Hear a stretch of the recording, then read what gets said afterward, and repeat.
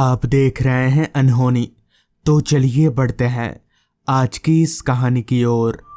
मेरी बाइक 60-70 की स्पीड में रास्ते पर सरपट दौड़ रही थी। मेरे पीछे प्रतीक भैया बैठे हुए थे।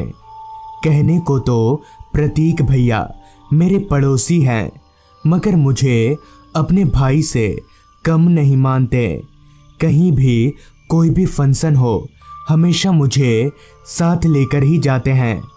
खैर अभी मैं बाइक चला ही रहा था कि तभी पीछे से प्रतीक भैया बोले, गाड़ी धीरे चला, कोई जल्दी नहीं है, आराम से पहुंचेंगे।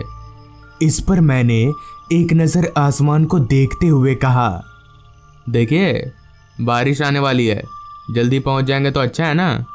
इस पर प्रतीक भैया बोले, नहीं नहीं कोई ज़रूरत नहीं है, बारिश आएगी तो रुक जाएंगे कहीं पर। तर्क वितर्क में मैं प्रतीक भैया से कभी नहीं जीत पाता, लिहाजा मैंने बाइक की रफ्तार कम कर दी। थोड़ी देर पहले तक जिस आसमान में सिर्फ काले बादल मंडरा रहे थे, वहीं अब कड़कती बिजली के साथ बूंदाबांदी बारिश भी शुरू हो चुकी थी। थोड़ी देर तक तो मैं बाइक चलाता रहा, मगर जब बारिश काफ़ी तेज हो गई तब मुझे बाइक रोकनी पड़ी। बाइक रोककर हम दोनों रास्ते के किनारे बने एक टीन के शेड के नीचे जाकर खड़े हो गए। बारिश बहुत तेज हो चुकी थी। हाथ घड़ी के ऊपर से पानी की बूंदों को हथेली से पोंछते हुए प्रतीक भैया ने कहा, काफ़ी रात हो गई है। मैंने सोचा जब तक बारिश नहीं रुकती तब तक कुछ टाइम पास किया जाए, तो मैंने प्रतीक भैया से कहा, भैया जब तक बारिश नहीं छूटती तब तक कोई कहानी सुनाइए, आप तो अच्छी कहानियाँ सुनाते हैं। इस पर थोड़ी देर कुछ सोचने के बाद प्रतीक भैया बोले, एक कहानी याद आई है, पर सुनकर डरेगा तो नहीं। इस पर मैंने हंसते हुए जवाब दिया, मैं कहानी सुनकर डरूंगा? किस दुनिया में जी रहे हैं आप? जिसके बाद प्रतीक भैया ने बताना शुरू किया। बात आज से 2 साल पहले की है। तब मेरी शादी नहीं हुई थी। मैं अपने घर में अकेला रहता था। एक दिन मेरे घर में मेरे मामा जी आए। उन्होंने नई मोटरसाइकिल खरीदी थी, वही मुझे दिखाने आए थे। सारा दिन मामा जी से इधर उधर की बात करने में ही पार हो गया, और जब रात हुई तब मामा जी बोले, अच्छा प्रतीक अब मैं चलता हूँ, तुम्हारी मामी घर में अकेली है। इस पर मैंने बोला, पर मामा जी आप इतनी दूर रात में कैसे जा पाइएगा, आपकी तो नज़र भी कमज़ोर है।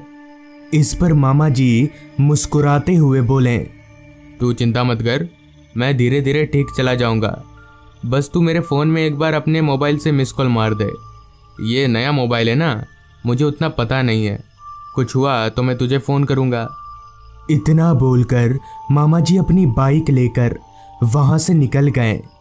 मामा जी के बताए मुताबिक मैंने उनके फ़ोन पर मिस कॉल कर दिया, जिसके बाद मैं सोने चला गया और बहुत जल्द ही मेरी आँख भी लग गई। पता नहीं कितनी देर बाद, मगर जब मेरी आँख खुली तब मेरा फ़ोन बज रहा था। मैंने मोबाइल देखा तो मामा जी का फ़ोन था। मुझे लगा शायद मामा जी घर पहुंच गए होंगे। मैंने फ़ोन उठाया तब सामने से किसी ने कहा, हेलो, इस फ़ोन में आपका नंबर भांजा बोलकर सेव था, तो आपको नंबर पर ही फ़ोन किया। आपके मामा जी का एक्सीडेंट हो गया है, हम लोग उन्हें हॉस्पिटल लेकर आए हैं, आप जल्दी आ जाइए। फिर मैंने उन लोगों से हॉस्पिटल का एड्रेस लिया और घर पर ताला मारकर निकल पड़ा। मोबाइल में वक्त देखा तो रात के 1:45 बज रहे थे। रास्ता एकदम खाली था। दूर दूर तक एक भी गाड़ी नज़र नहीं आ रही थी। चूँकि वो हॉस्पिटल मेरे घर से ज़्यादा दूर नहीं था, इसलिए मैं पैदल पैदल ही आगे बढ़ने लगा। मुझे मामा जी की बहुत फिक्र हो रही थी और मुझे ये अंदेशा होने लगा था कि आज कुछ बुरा होने वाला है। खैर चलते चलते मुझे रास्ते में एक ट्रक वाला दिख गया तो मैं उससे लिफ्ट लेकर सीधे हॉस्पिटल पहुंचा, जहां पूछताछ करने पर जो पता चला वो सुनकर मैं अपने आंसू रोक नहीं पाया। मेरे मामा जी कुछ देर पहले ही इस दुनिया को छोड़कर जा चुके थे। मुझे विश्वास नहीं हो रहा था क्या से क्या हो गया। समझ नहीं आ रहा था कि मामी को क्या जवाब दूंगा। खैर, मैंने किसी तरह से खुद को संभाला और बॉडी रिलीज करने का प्रोसीजर शुरू कर दिया। करीब आधे घंटे बाद मुझे डेथ बॉडी हैंड ओवर कर दी गई, जिसके बाद बड़ी मुश्किल से मैंने एक एम्बुलेंस का जुगाड़ करके मामा जी के घर की ओर निकल पड़ा। एम्बुलेंस ड्राइवर, उसके बगल वाली सीट पर मैं और मामा जी की लाश पीछे रखी हुई थी। रास्ता एकदम खाली था। हमारी एम्बुलेंस के अलावा रास्ते पर और कोई गाड़ी नज़र नहीं आ रही थी। ऊपर से जंगली इलाका होने की वजह से नज़ारा निहायती डरावना था। रास्ते के किनारे लंबे लंबे पेड़ किसी राक्षस की तरह लग रहे थे। बाहर देखते देखते मुझे ये पता ही नहीं चला कि कब मैं नींद के आगोश में चला गया। फिर जब मेरी आंख खुली तो एम्बुलेंस अभी भी चल रही थी। मगर ये क्या, एम्बुलेंस अभी जिस रास्ते पर चल रही थी वो रास्ता मामा जी के घर की ओर जाने वाला रास्ता नहीं था। वो कोई अलग ही रास्ता था, जिस पर मैंने ड्राइवर से पूछा, ये कौन सा रास्ता है? इस पर ड्राइवर बोला, साहब ये शॉर्टकट है, मैं इधर 1-2 बार आया हूँ। मैंने भी सोचा ये ड्राइवर लाइन का आदमी है तो शायद इसे रास्तों के बारे में मालूम होगा, इसलिए मैंने कुछ नहीं बोला और चुपचाप अपनी जगह पर बैठा रहा। ये रास्ता पहले वाले रास्ते से भी ज़्यादा डरावना लग रहा था, क्योंकि ये वाला रास्ता उस पिछले वाले रास्ते से ज़्यादा छोटा और संकरा था। क्योंकि रोड के आजू बाजू जो जंगल था वो फैलते फैलते रोड के ऊपर तक आ गया था। एम्बुलेंस पूरी रफ्तार से रास्ते पर दौड़े जा रही थी। अभी हम लोग आगे बढ़ ही रहे थे कि तभी अचानक ही एम्बुलेंस की स्पीड कम होने लगी। मगर हैरानी वाली बात तो ये थी कि ड्राइवर कुछ नहीं कर रहा था। मतलब ये कि एम्बुलेंस अपने आप ही स्लो हो रही थी। हैरानगी भरी नज़रों से ड्राइवर मेरा और मैं ड्राइवर का चेहरा ताक रहा था। हमें कुछ समझ नहीं आ रहा था कि आखिर ये कैसे हो रहा है। थोड़ी ही देर में चलते चलते एम्बुलेंस अपने आप ही रुक गई, जबकि ड्राइवर का पैर ब्रेक पर था ही नहीं। ड्राइवर ने एक्सीलेटर पर पैर रखकर गाड़ी आगे बढ़ाने की कोशिश भी की, मगर कोई फ़ायदा नहीं हुआ। गाड़ी अपनी जगह से 1 इंच भी आगे नहीं बढ़ पा रही थी।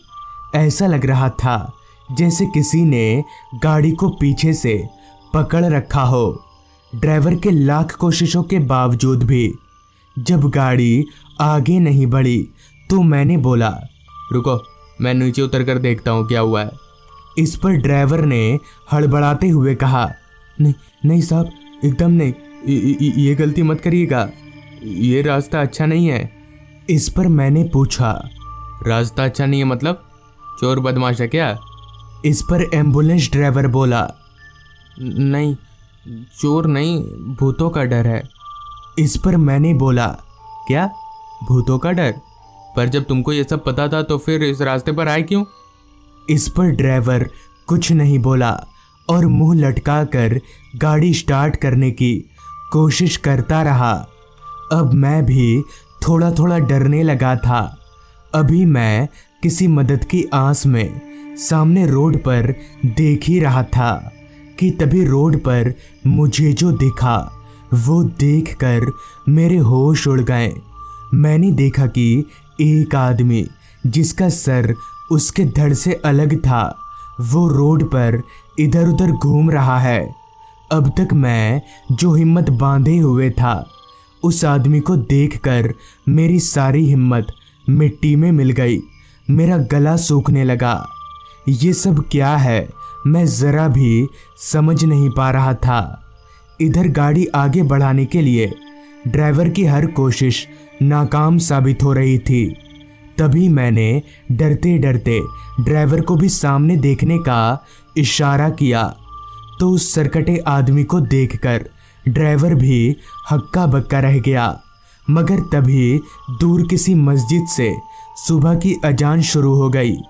हालांकि अजान की आवाज़ काफ़ी धीमी थी, मगर अजान शुरू होते ही वो सिरकटा आदमी कहीं गायब हो गया और इतनी देर से जो हमारी गाड़ी आगे नहीं बढ़ रही थी वो भी चलने लगी। मैंने घड़ी में वक्त देखा तो सुबह के 4:15 बज रहे थे। प्रतीक भैया की सारी कहानी सुनकर मैंने बोला, कहानी तो बहुत अच्छी थी, पर वो रास्ता है किधर? कभी हमें भी मिलाइए भूतों से।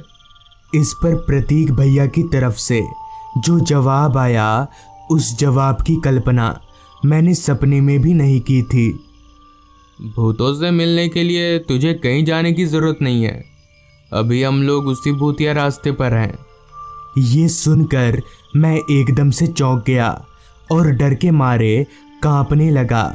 जिसके बाद प्रतीक भैया बोले, देखा, मैंने कहा था ना तू डर जाएगा। चल छोड़, बारिश छूट गई है, अब घर चलते हैं। फिर हम लोगों ने बाइक उठाया और सीधे घर आ गए। तो दोस्तों, ये थी आज की कहानी। अगर आपको ये कहानी अच्छी लगी हो तो चैनल को ज़रूर सब्सक्राइब कर लें। तो मैं आपका दोस्त आर्यन जल्द ही मिलूँगा आपसे ऐसी ही एक कहानी के साथ।